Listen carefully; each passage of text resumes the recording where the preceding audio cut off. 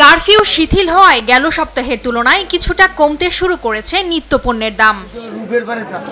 বাগেরহাটে বাজারে বেড়েছে সবজির সরবরাহ, তাই দাম অনেকটা নাগালের মধ্যে এসেছে সাধারণ ক্রেতাদের। প্রতি কেজি বেগুন বিক্রি হচ্ছে ৬০ টাকা দরে।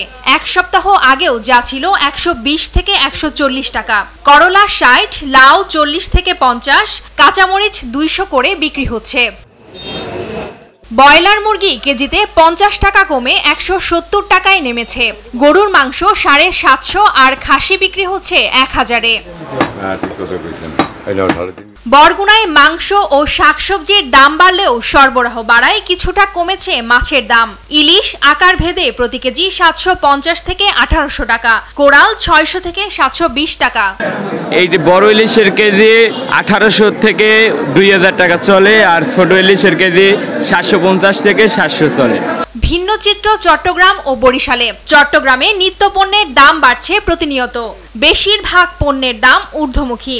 আলু ৬০ থেকে ৬৫ টাকা, পেঁয়াজ ১০৫ থেকে ১১০ টাকা দরে বিক্রি হচ্ছে।